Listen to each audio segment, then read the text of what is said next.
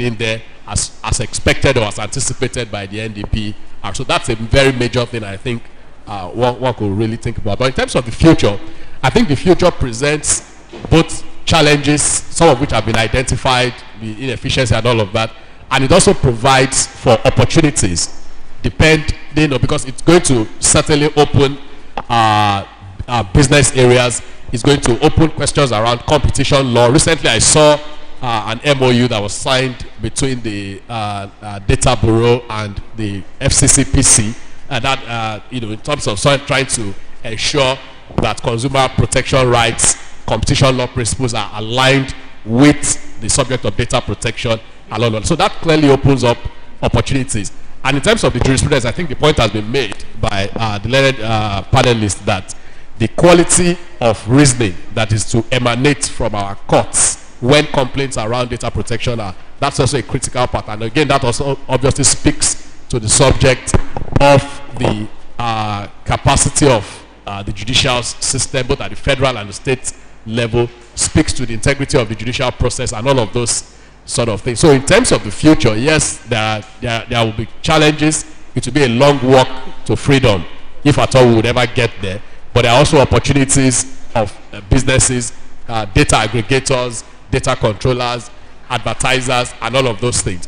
And one last point I'd like to make is that in this new bill, I do not have full information of what the content might be, but I hope that the jurisdiction of our data protection authorities in Nigeria, just like we have in the FCCPC, the Federal Competition and Consumer Protection Act, that extends the regulatory jurisdiction to any business or commercial entity whose activities impact on anything within the Nigerian space. I think that is the way the bill should also be crafted, because currently I think there's a limitation in the NDPR which sort of limits these things to look, because most of what we do in the digital space, most of those things are not even warehoused within the Nigerian space and all of that. So there must be powers within the Nigerian regulatory space that would make even global institutions who for any reason have anything that impacts on our commercial space will be held accountable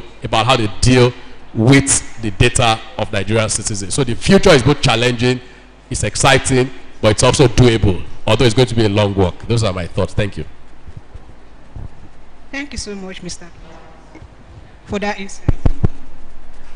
Okay, yeah, so speaking about the extraterritorial effects of the data protection law, it's good you brought in the FCCPC, which indeed has a coverage with respect to extraterritorial effects. So I think your concerns are taken on board, because the bill presently has extraterritorial effects. The whole essence is to ensure adequate framework for the protection of personal data, so regardless of where the processing is going on. So Mrs. Salawo, what's your perspective on the future of data protection in Nigeria, ma'am? Thank you so much. There was a joke that data is life.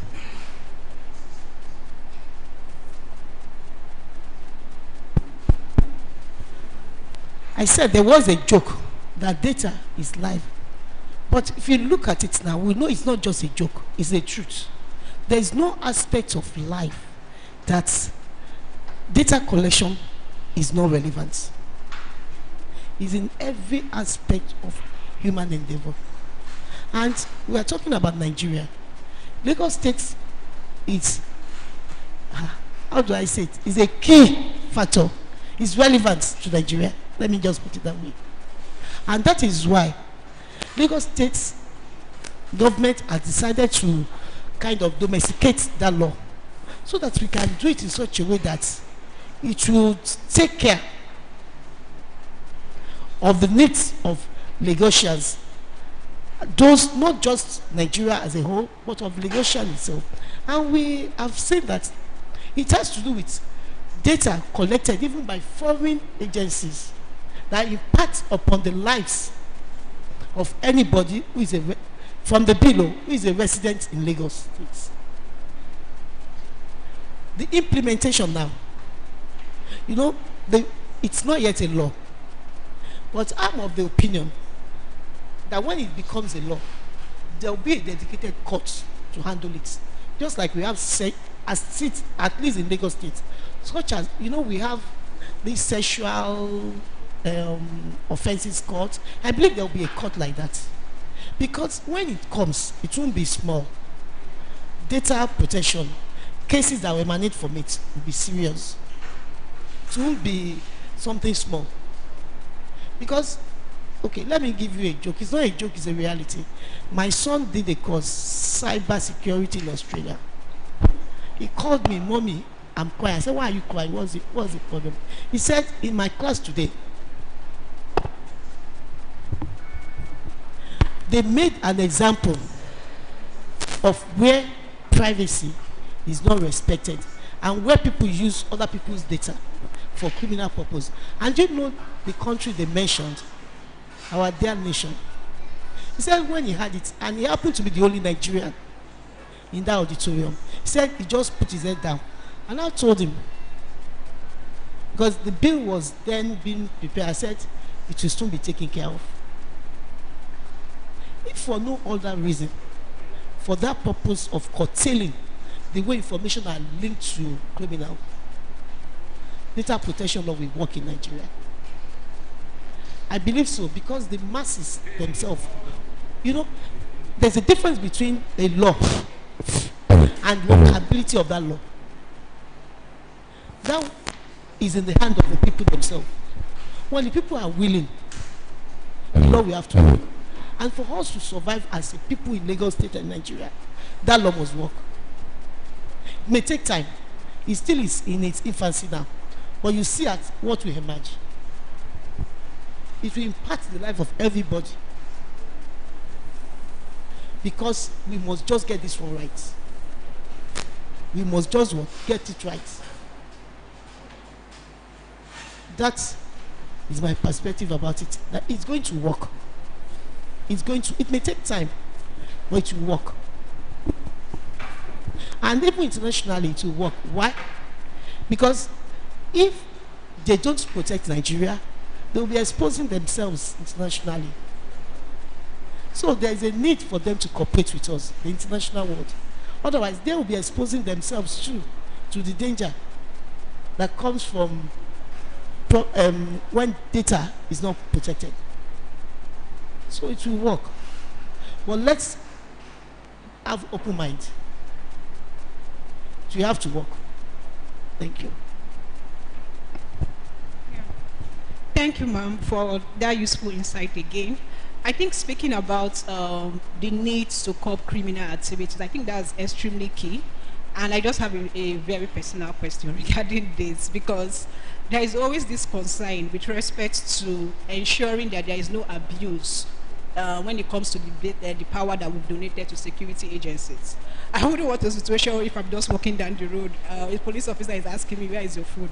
Can I see your food? Can you identify yourself?"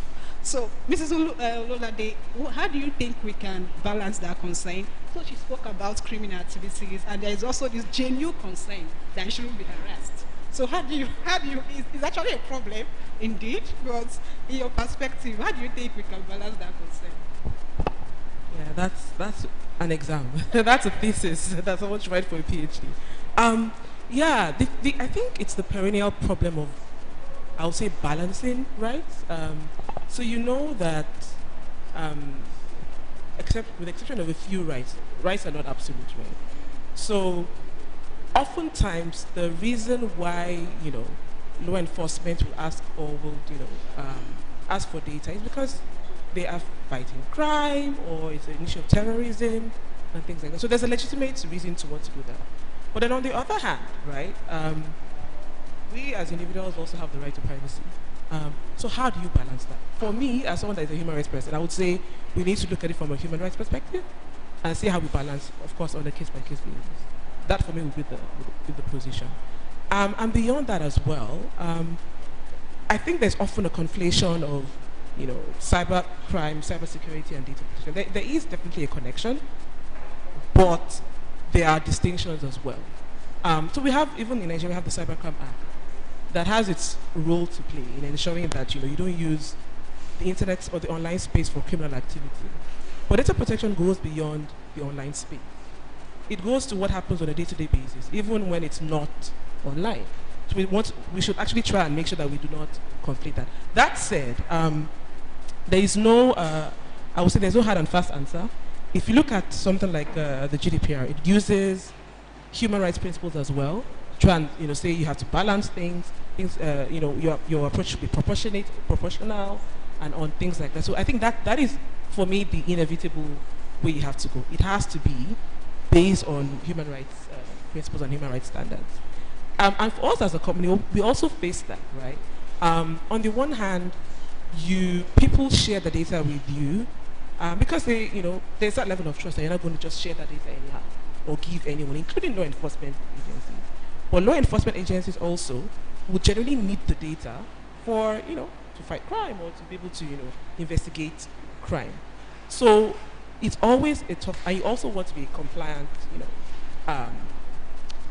compliant citizen, like corporate citizen. So how do you balance that? Our approach is based on human rights standards, using like the UN business and human rights principles and other human rights principles. So for me, and for us as a company, that is always where you have to fall back. Otherwise, you get into a lot of trouble.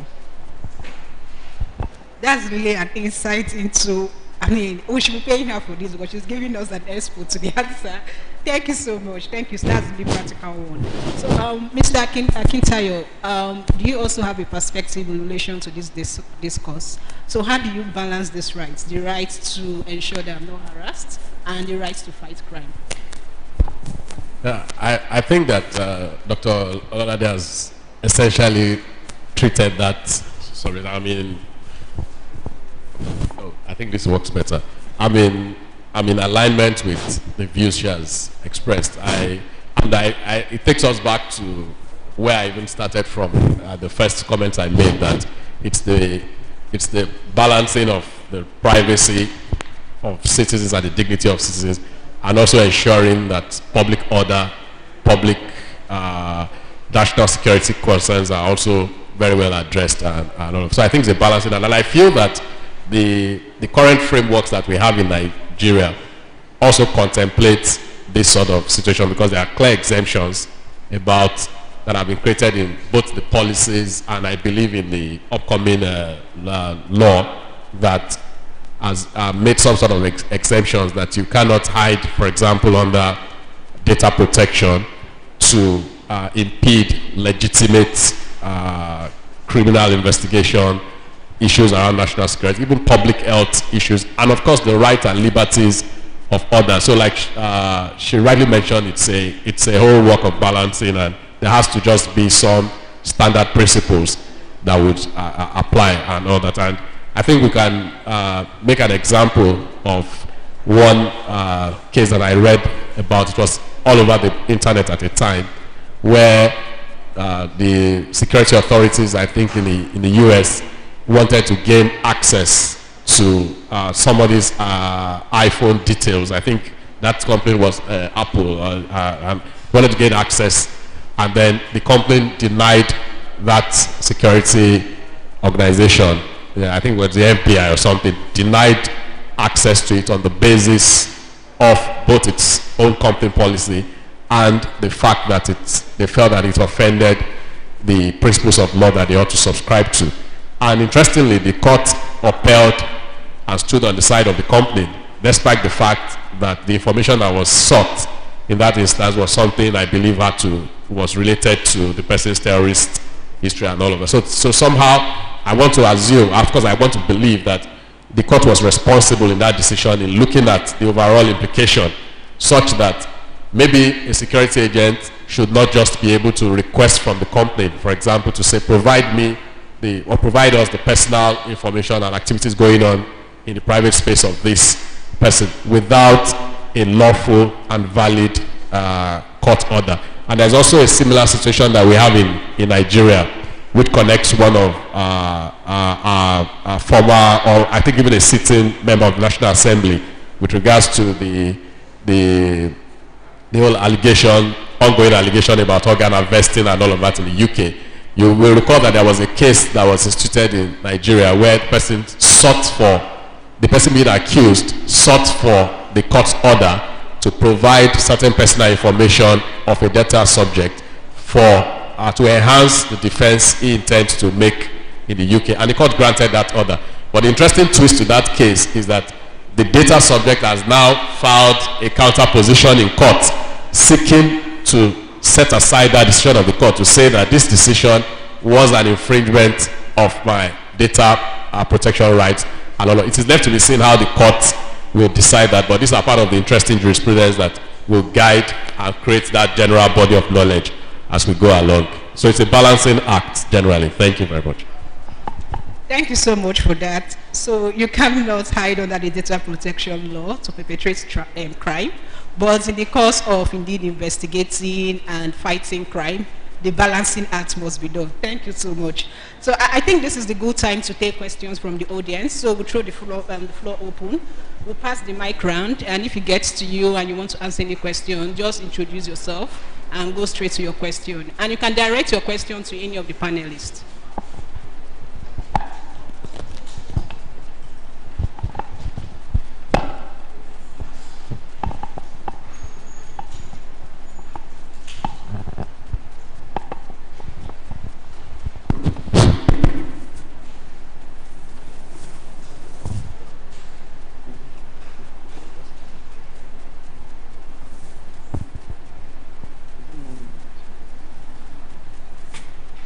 Good afternoon. So I basically just wanted to ask a question regarding the relevance of protection laws and privacy to something like the Dropbox incident that recently happened. I'm assuming that you heard about the Dropbox incident, where the nude pictures of certain people, videos, it was released. Okay. My name is Abdulkabir Olatunji. I wanted to ask a question about the relevance of data protection and privacy laws. Its relevance to something like the Dropbox incident that happened recently. Incident was, it happened a while back, I think a week or so, where nude pictures and videos were released of certain women in Lagos State, basically. So, like, when you share your information with, I'm going beyond just information that is being recorded with data controllers. Let's just say information that you share privately with someone. So, like, what are the laws that actually protect that kind of information?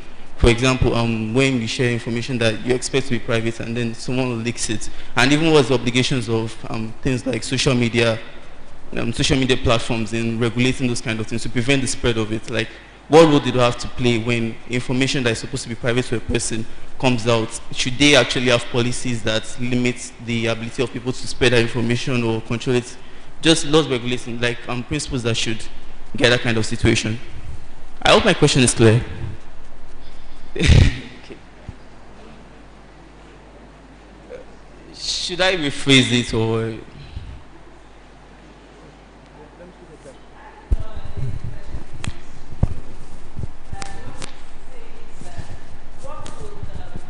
Social media, what would social media platforms, what legal obligations do they have to assist in the protection of the data privacy? So let's assume that A shares her nude pictures with her boyfriend.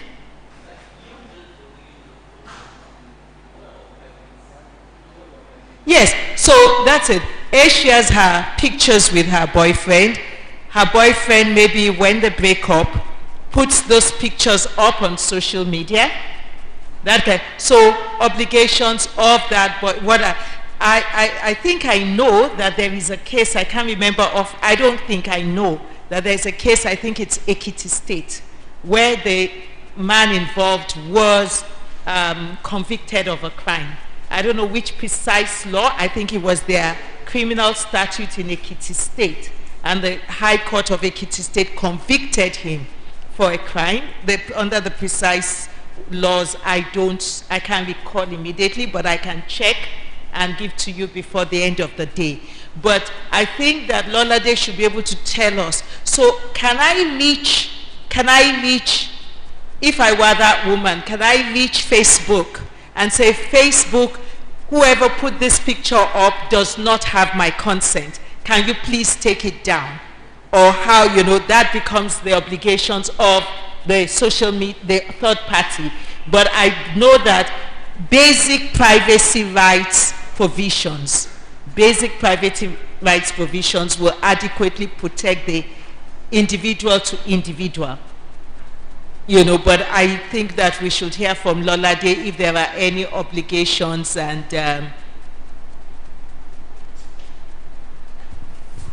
okay. I think there are kind of two angles to this. The one is, as you mentioned, is it a crime? Do we have, you know, a law within the space that can allow whoever is a victim to take the necessary action? And when that is the issue, it's about how can a company like us support that process. And that is where requesting information, if there's a, for example, there's a case, you need to be able to provide evidence around this. So you want to come and ask for information. And we have our processes, and that's something we can do. That's on the one hand. But on the other hand, we have what we call, for Facebook in particular as the app, community standards, which is really the do's and don'ts. What can you actually share on the platform? And that will be a classic example of what you cannot share. So you can request, for that to be taken down. But I think it's really a challenge, and it's always a sinister issue, because the way social media works is that if, you know, things would have spread very fast and far before you actually even realize it. And so whilst you can say, please take this down, what happens when other people have screen grabbed it and start to share that around? There is no way Facebook can help you with that, right? So that's the challenge there. But to the extent that you are requesting for that content to be taken down, there's a process you can go through, and that will be honored. And some of the work we've tried to do in this area is to try and, you know, think about how can we prevent this from happening in the first place. So there's a lot of AI that is used. For example, if there's a particular picture that we know that is problematic, you will then train the system so that that picture cannot be shown in future. So the moment someone uploads it, it actually prevents it from being shown. That is one of the ways that we do this. There's also an NCI pilot that we started, I think, about 2 years ago, which at first instance sounds like counterintuitive, which is if you suspect that someone is about to start to share your intimate images, you can, of your own accord, come, report that and say, this is going to happen, and share that picture. Right? So it's not like we're going to store that picture somewhere and people are going to be looking at it, but it's hashed such that it's not the actual image that is shown. So if anyone tries to upload that in future, it doesn't upload. It will not let it happen. So a lot of efforts that are going into this kind of situation, into this kind of issues. I know I've spoken about Facebook in particular, but what the challenge might lie is when it's a platform that is end-to-end encrypted like WhatsApp, right? Where it's only the person who sends the information, the person that receives the information that can actually access it. And there you have to balance privacy with safety. And it's always a tough balancing act. So what we have enabled is that you as a person can sort of set the process in motion. You can, for example, report something. So if someone has been maybe harassing you or doing whatever to you on WhatsApp, there's a report button that you can report, and that report button shares the last 5 messages that you've gotten, and that can be looked into and action can be taken. Again, like I say, it's balancing privacy and safety, because if something is end-to-end encrypted, then nobody should be able to see that information as it's going through the network or the processes. But at the same time, if you want to be able to have necessary information or evidence to be able to ask for help, then there has to be some kind of leeway to be able to share some information and be able to take action in that regard. So I hope that answers your question, if not 100%, but at least partially. Thank you.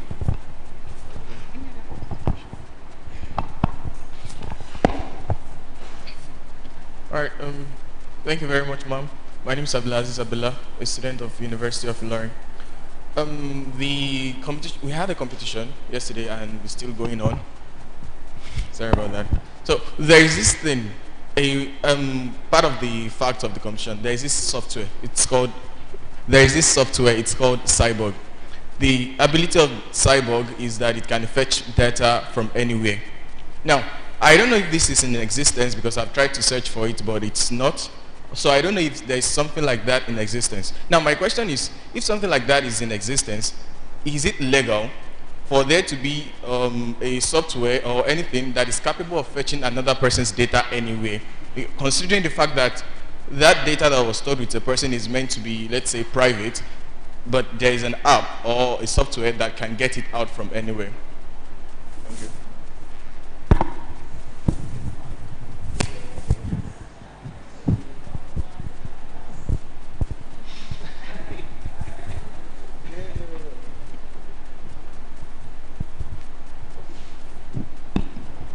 Does it compromise? I think, okay, that's fine.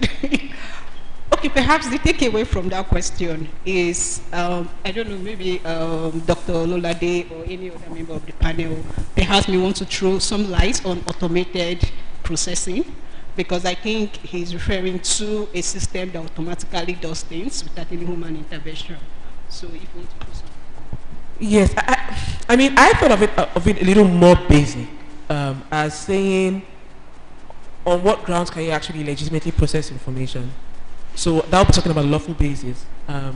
So it sounds like, I've never heard of this software before. I don't know if it actually exists. But the issue is, if you're saying it just randomly, it depends on how it works. Randomly just processes data, and of course that's problematic. But the principle, there are basic principles that should guide whether or not data has been lawfully processed. So you must have a reason to process that data. So if what you're saying is that it exists and it's automated and it just randomly, then of course that's problematic. And at the end of the day, it is about, is there any framework within which you can then, hold the person accountable?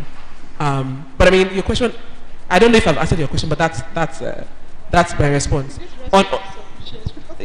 Yeah, the issue of automation is also, I think, implicated, and the provisions that talk about not being subject to automated processing without, how does it say it again? Without your consent, but also being able to, so it's about, so for example, I know this happens a lot, like in the complaints around, like in the banking system. Like, how do you, for example, grant loans? What we've learned is that a lot of banks have an automated kind of software they use that looks at your different criteria. And so, of course, these systems are often biased because they are created by human beings. And so if you don't have another human being to look and say, okay, we know the system has said you don't qualify, but let me take this and reassess and say, okay, look at all the documents one by one and check and make sure that this is actually, the right decision. So that is the essence of not allowing someone to be compromised or affected by a decision that is automated. But I think yours is a little more problematic because you're talking about just like random collection of data without any purpose or any reason. That for me would be, for lack of a better word, a criminal activity. But if there's a law or a framework, then that has to come into play. I don't know if that helps. Thank you so much. Just take note that nobody will be graded on this point. Okay. Good afternoon. My name is Moshood, and my question centers on there was a bill before the National Assembly in 2020. This same bill, National Data Protection Bill, and this same bill is coming before the National Assembly again. So the first question is, what hindered the passing of that bill into law? And is there a possibility that the current bill before the National Assembly may not be passed also? Subsequently, there is a provision in the bill which provides for where a data subject wants to rectify his data in the database, he has to apply to the court. That's the provision of the bill. I think section 7 sub 5. I've perused through this current bill and I have not seen a similar provision. So what is the position of this bill? What rectification or what has this bill done to remedy that situation? And also the last one is that the NIMC Act provides that anyone who wants to rectify data must follow the requirement of the Act, and the Act does not make specific prescription. So now, what will be the way out in such circumstance?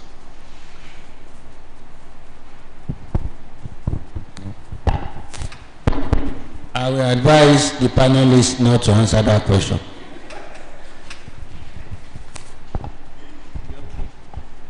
Your request is granted, sir.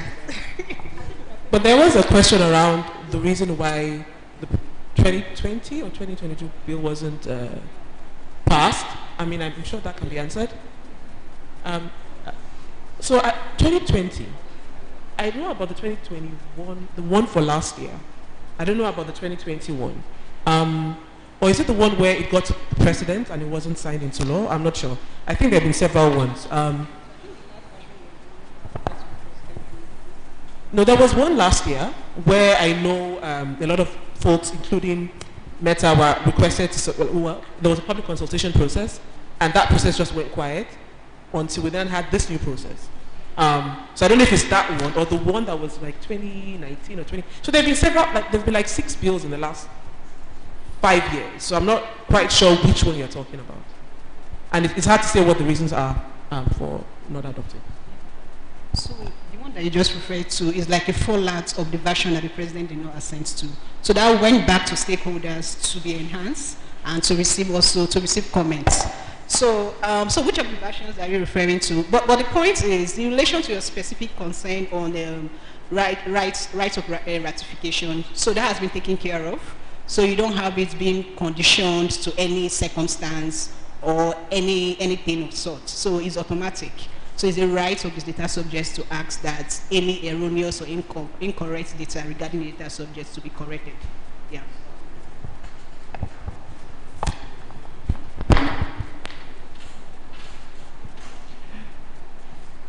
Good afternoon, panelists.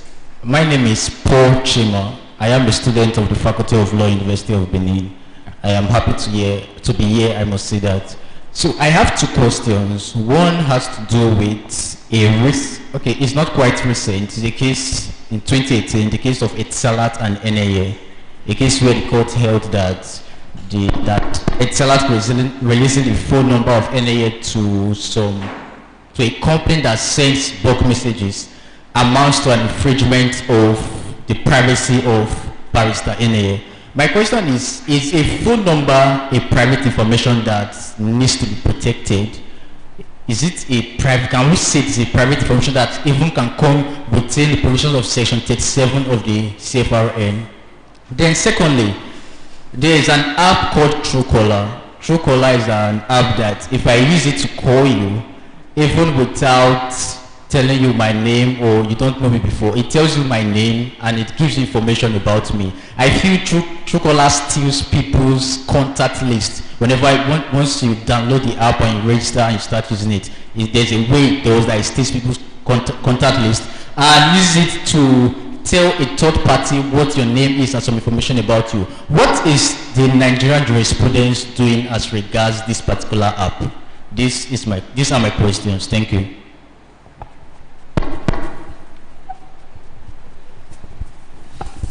Yeah, the question of the one relating to phone number being, it is, yes, it's an emphatic yes, it's part of a person's identity.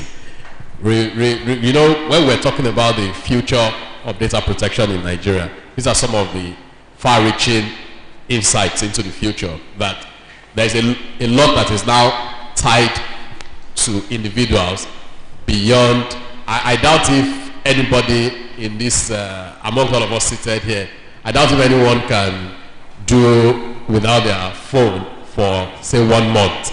I'm tempted to say 24 hours, but let's just say 1 month for the purpose of the most patient among us. That's how integrated the electronic space has gotten synced and aligned with the physical. So the person's phone number, don't forget that these days your phone number is tied to your banking identity, it is tied to your social media identity, it's tied to your official records with the government, we saw how numbers got yanked off the network provider space on the basis of compliance or non-compliance with the NIN and all of those things. So all of these things connect to personal identity. And under the existing framework, while we wait for the law proper to be passed, there's a classification of what amounts to personal information.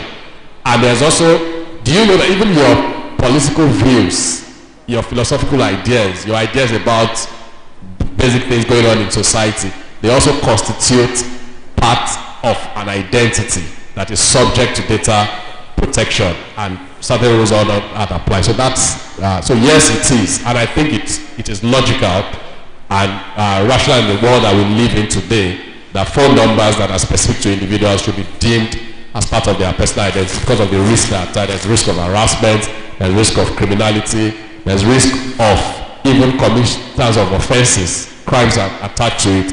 All of the criminal principles that we learned in school about alibi and all of those things, I'm sure that as we go on in the world, all of those things will move into the electronic space where somebody will say, oh, it was this phone number that called me, and the person would say, oh, my phone has been off all day, and then that would increase the jurisprudence of alibi as we used to know it and all that. So then on the second question you raised about the Etisalat case, sorry, okay, it was not your Shukola. I think I share your view that that's indeed problematic.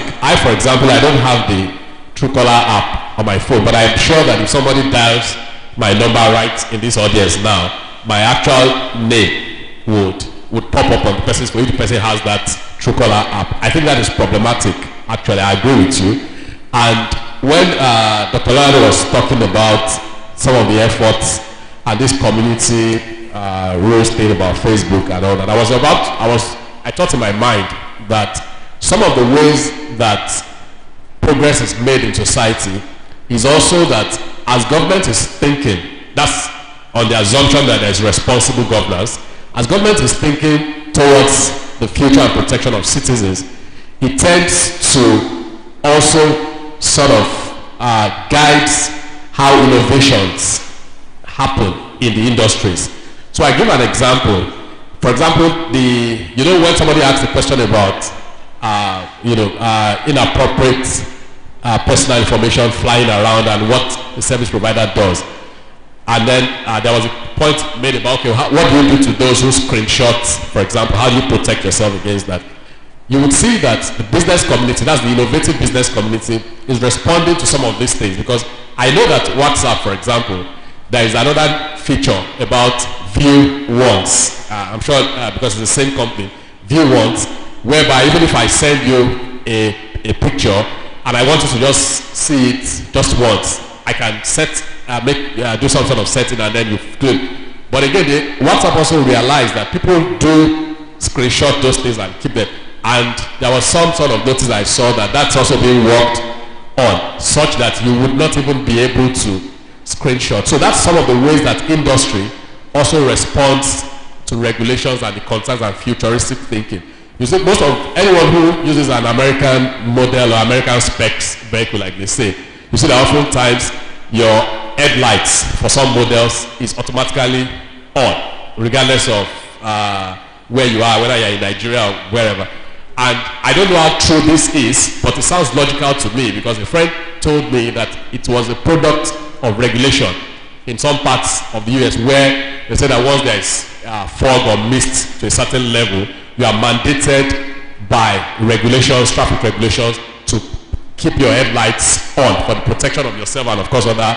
And as a result of that, rather than wait for people to break the law, the people in the industry, the innovative industry and the automakers felt that, well, if this is regulation, we can as well make it automatic, such that even if you forget by some sort of natural forgetfulness, the car automatically switches into a law compliance mode by virtue of that and other. So some of those things are there, and I think that's indeed a concern, and I'm happy the regulator is also in this conversation, and that's really a concern. That Truecaller thing, it's a concern, and several other applications like that. I think you are very correct as a concern. Thank you.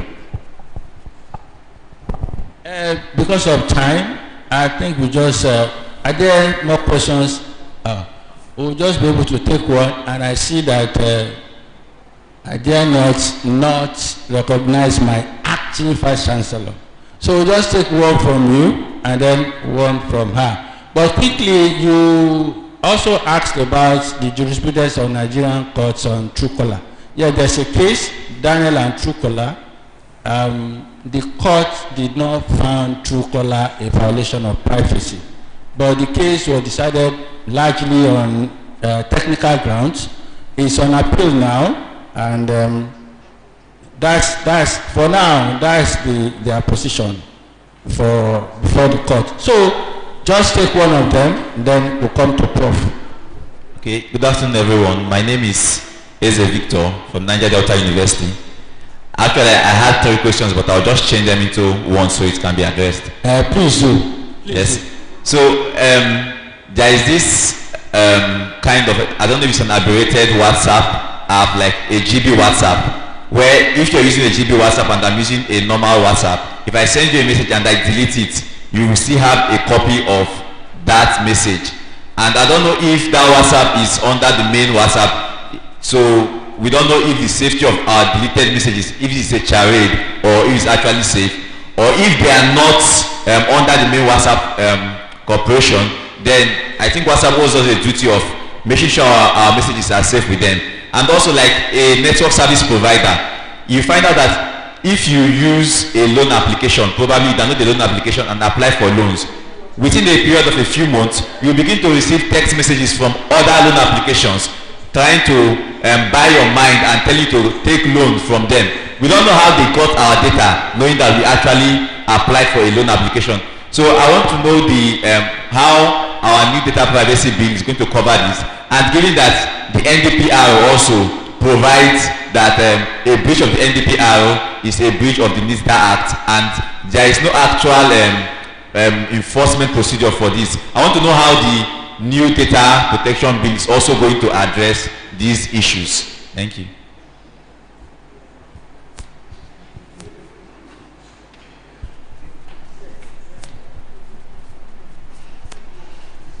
Thank you very much. It's actually been worthwhile after all, for all the long wait, because the discussions have elicited quite a number. I was just wanting to ask, do we have data portability provided for in the bill that is awaiting passage,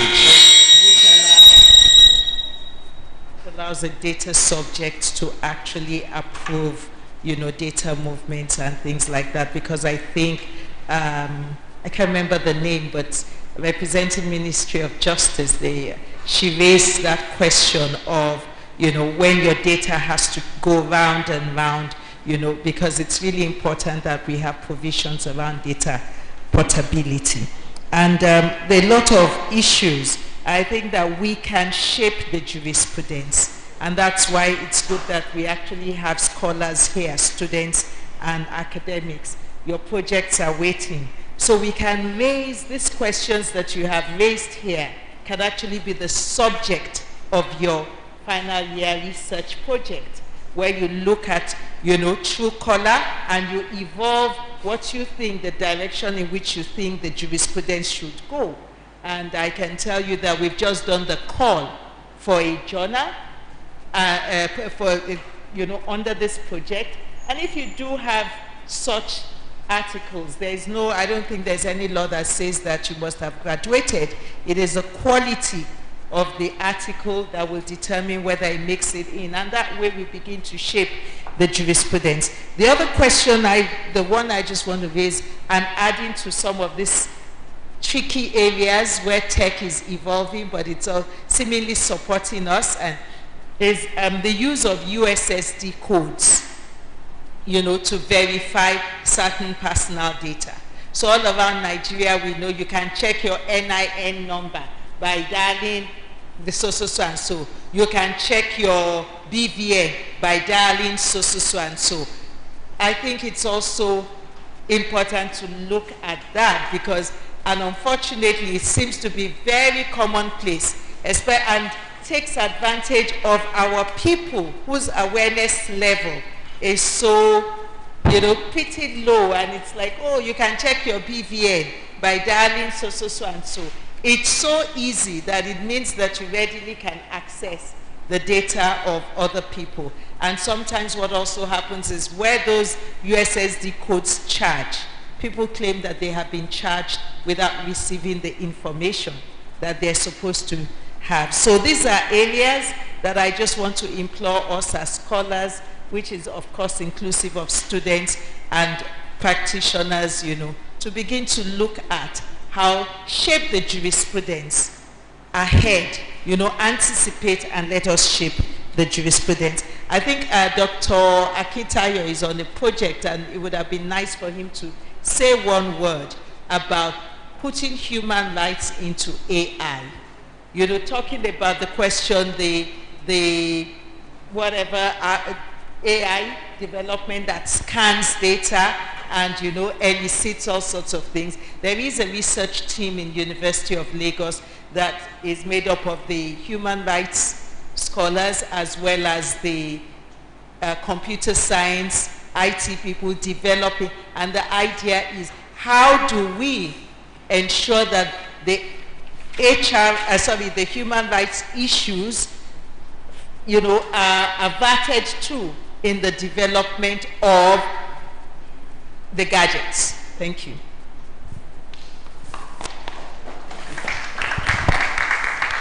Professorial comments and intervention as usual. Thank you, Prof. Our moderator.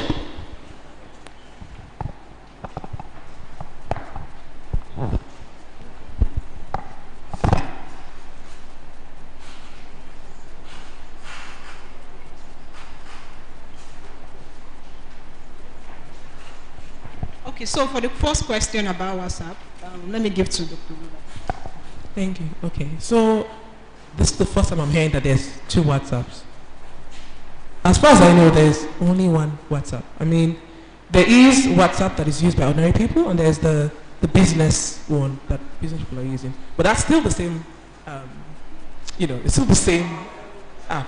So I don't know about the two different types of WhatsApp, whereby I think for one, you said if you delete, it cannot be deleted, if I heard correctly. So some sort of version of WhatsApp, yeah, and they have very names that have either suffixes or this thing, maybe GB WhatsApp, OG WhatsApp, and they actually interface with the real WhatsApp, communicate with the real WhatsApp. So they have the function of retaining statuses, which normal WhatsApp would have deleted after 24 hours. They can retain the statuses after 24 hours, and some other features. Okay, so to clarify, there is only one WhatsApp. So maybe it's a particular feature you're talking about, but there's only one app. Okay, I believe from Meta's perspective, there's only one WhatsApp. Yes. But from we, the users. No, there's only one WhatsApp. So there are different features. Yes, so actually there are more than one WhatsApp. Yes, yeah, but I saw somewhere that those other versions are actually faked. They are counterfeited versions of WhatsApp. And that what they do is to steal your information, personal information, and data. That when you download them, they do all sort of things. So actually especially that GB WhatsApp. But I think the fact still remains that there is only one legitimate WhatsApp. So if there is any other app that you have on your phone that says it's GP WhatsApp, then that's not WhatsApp.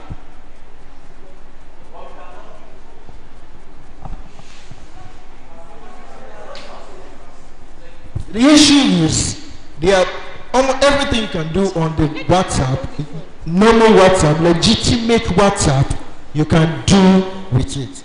Are you sure every single thing? I beg to differ. I'm sure if you look closely, I mean, this is something that happens all the time, right? I'm not saying, I'm saying people try and imitate it. And you need to look very close. If you look closely, you'll find that there's a lot that is very different. If you don't take your time, you're in a rush, you download, you think it's the same thing. When you look closely, you'll find there's a lot of things that are very, very different. Of course, ma'am.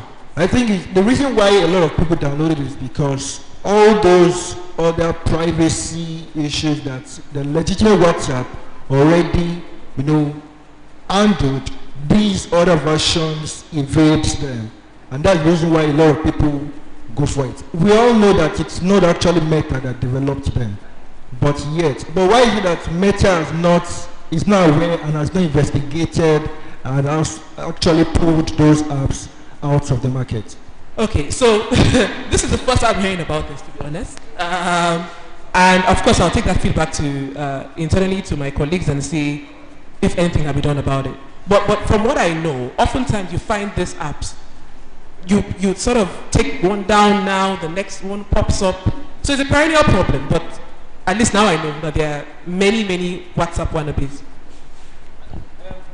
Prof, you want to say something, man?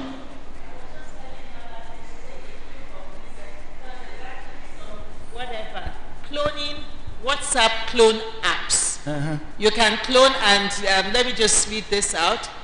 Can WhatsApp be cloned to another phone? Absolutely yes. You can clone your own or someone else's WhatsApp easily. Okay. What do you say?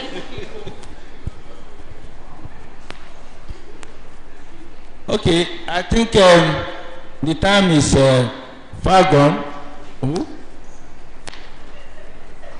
Okay, yes. Prof question lastly around data portability and all the rest of them. To the head of Nigerian team drafting the data protection bill. Yeah. Okay, so in specific response to Prof, we have the right of portability in the bill. I mean, it's such an important right that you can't undermine or leave it out when coming up with a comprehensive data protection law. So it's there. Then the second point in relation to AI.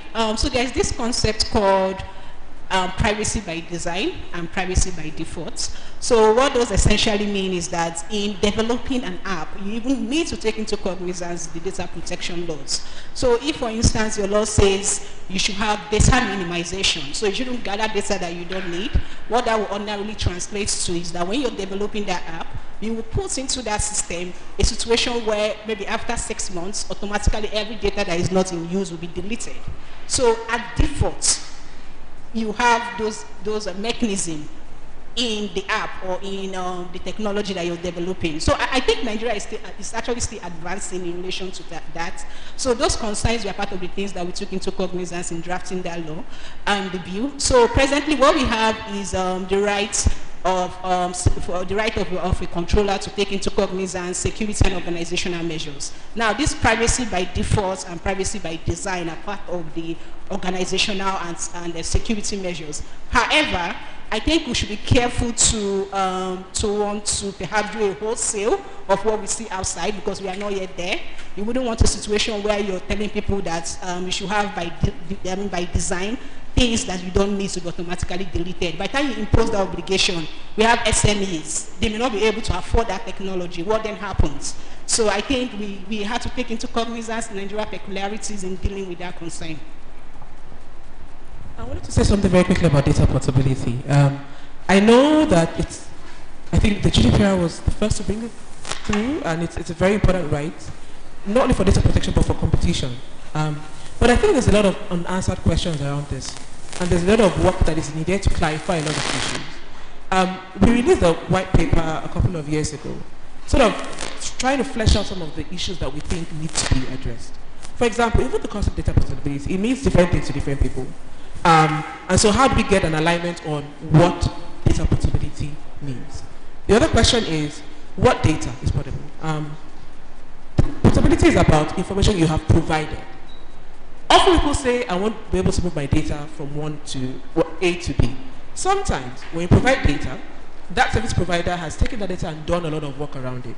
Are you then saying whatever they've done, you want it to be moved, or you restrict it only, which is the case, to what you have actually given that you want to move away? Then also, whose data is portable?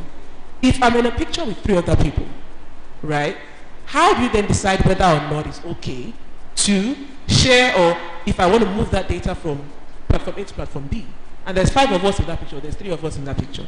Like, how do you determine how that works? Also, how do you share the weight or the load? If I am the one transferring, I'm the one helping to transfer that data, what are my responsibilities? And after the data has moved, how do you balance the responsibilities? So there's a lot of issues around portability that still need to be fleshed out and ironed out, and I don't really see any work being done in that area, because as a concept it's fantastic, but how do you work around it in practice is still a very big question. So I think the issue around data portability, I think it's quite a challenge from what she just said. So it's a global concern, because if you look at the GDPR, it says data that have been provided. That's the exact language. So in other words, all the advancements in that data from the literal read perhaps is not contemplated.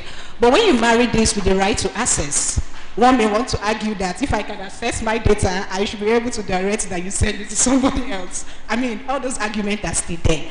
But another thing is even the technology that will enable the portability in the first instance. So if you talk about data portability and you're saying I should send your details to Access Bank, and there's no technology for that integration, what then happens? So will I be penalized because I don't have the technology to do the portability? So I think these are areas that are still evolving, and these are things that will be settled by regulation. Wow, we've had a very exhilarating session. Thank you, Moderator Celestina Nwambwese. Thank you also our panelists, Dr. Ololade Shilon, Mr. Akintayo from Simon Cooper, and Mrs. Salau, Director of Civil Litigation, Ministry of Justice. Thank you all for coming. We really appreciate you. A round of applause for them. That's been wonderful. If we had time, we also would have loved to continue, but we have another very important program, just about an hour or so now. So we will excuse our panelists. Before then, Dr. Kemema Chubora, we came at the nick of time. Vote of thanks.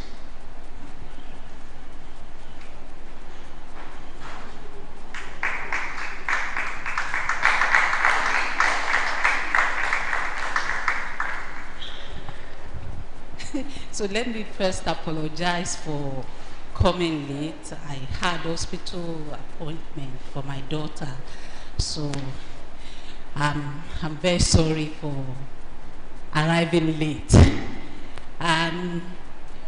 What can I say? So thanks very much to our panelists for honoring our invitation and coming today, and to the audience, and DVC-ma. Because thanks for being here from right from the beginning. Everyone, I hope it has been an engaging session throughout. So like I said, I missed out on, the chunk of it. But thanks very much. We look forward to you honoring our further invitation whenever we invite you again. And of course, Lolade, thanks very much. Good to see you again. So, yeah. All right, thank you very much. Lolade, most especially, we want to say thank you. She came all the way from that other part of the world to come just to grace this occasion. Thank you very much. A round of applause for her, please. Thanks a lot. All right, so that's it then. Yes. That's the end of the session. We'll go for break now. Then we reconvene in by 2 o'clock, and that no Nigerian time. All our judges are already present. 3 of them are in the hall already. We have Celestina, who is going to be holding on. Also Olalade. And there's Mr. Sadiq Bole already here as well. So, and Milo, Justice Oshodi, has already called me that is on his way. So we're all about complete. All right, so Mooters, I'm sure you guys are ready. So we'll go for a break now, and then we convene by 2. But our volunteers, please stick around. We have to do 1 or 2 things. Thank you very much. That will be all for now.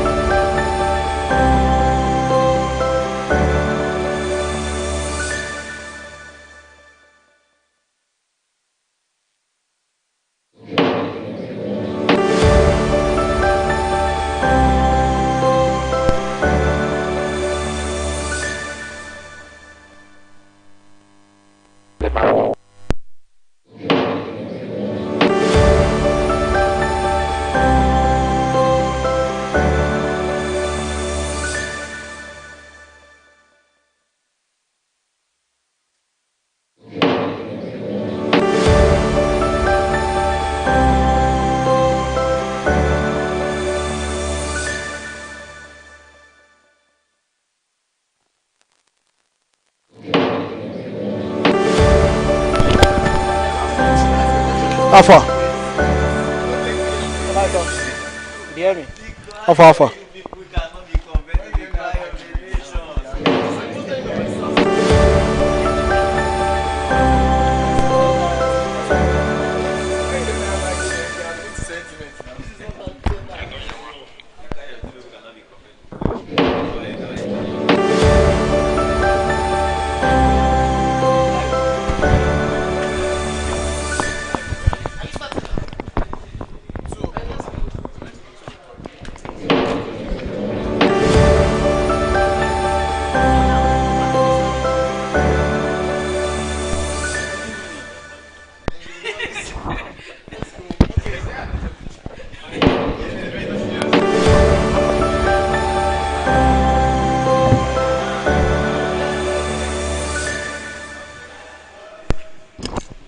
We don't pursue everybody. They don't want to talk. Sure, you hear that one? Yeah, come again. I can't come again right now. I'm not having sex with anybody. You hear us, Abby? Yeah? But you hear us, Abby?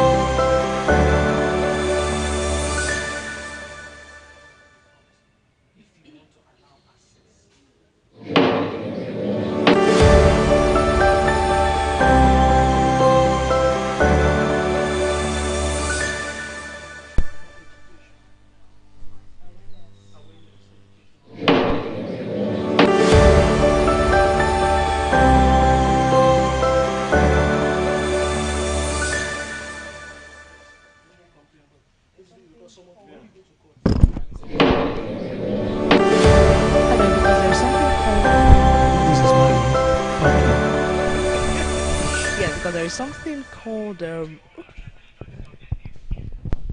what did he say? If this is not you, fuck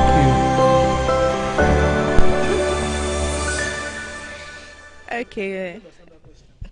Okay, because there's a prompt which says